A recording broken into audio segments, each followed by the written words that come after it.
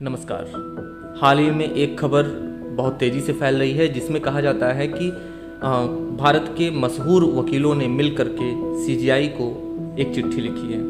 क्या है उस चिट्ठी में जो मुख्य न्यायाधीश को इन्होंने सौंपी है और क्या और किस बात का उसमें जिक्र किया गया है, हम उसको समझेंगे कुछ विशेष बिंदुओं के माध्यम से। तो सीजीआई को लिखी चिट्ठी में जो खास बातें हैं वह हैं, पहला पॉइंट, चिट्ठी में कहा गया है, रिस्पेक्टेड सर, हम आपके साथ बड़ी चिंता साझा कर रहे हैं। एक समूह न्यायपालिका पर बहुत अधिक दबाव डालने की कोशिश कर रहा है।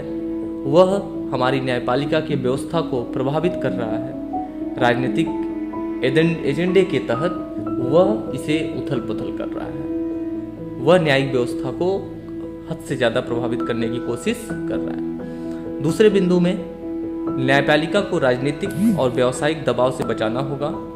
हम वो लोग हैं जो कानून को कायम रखने के लिए काम करते हैं। हमें ही अदालतों के लिए खड़ा होना होगा। तीसरे बिंदु में उनकी इन हरकतों से न्यायपालिका का माहौल खराब हो रहा है। राजनीति से जुड़े मामलों में दबाव के ये हथकंडे अपनाना आम बात हो रही है, खास तौर पर तब जब कोई राजनेता भ्रष्टाचार के आरोप में घिरा हो। ये हथकंडे लोकतांत्रिक ढांचे के लिए बहुत बड़ा खतरा है।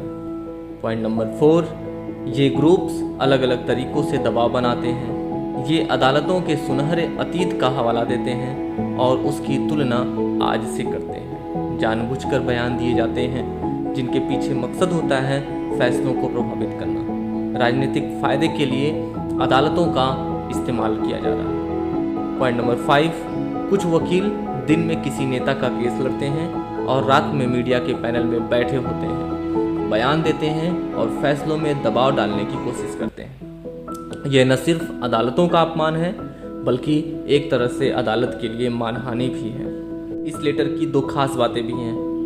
पहले, राजनेता किसी पर भ्रष्टाचार के आरोप लगाते हैं और फिर अदालतों में उन्हें ही बचाने पहुंच जाते हैं। फैसला पक्ष में नहीं आता तो कोर्ट के भीतर ही कोर्ट की आलोचना करते हैं।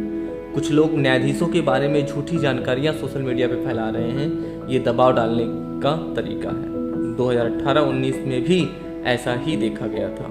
इसलिए आपको ही अब इस पे कोई ना कोई फैसला लेना पड़ेगा जिससे हम न्यायिक मामले में स्वतंत्र होकर के कोई फैसला दे सकें और साथ ही साथ हम न्याय कर सकें। इस चीज़ की गुहार लगाते हुए वकीलों के एक समूह ने न्यायाधीश से गुजारिश की है। अब देखते हैं इस पे क्या फैसला आता है।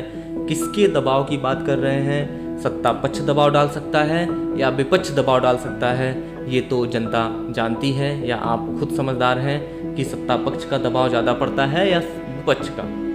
अब DY चंद्रचूड़ जी इस पर क्या फैसला लेते हैं, क्या राय देते हैं, अब जैसे ही इस पे कोई फैसला आएगा हम आपको ज़रूर बताएंगे। धन्यवाद।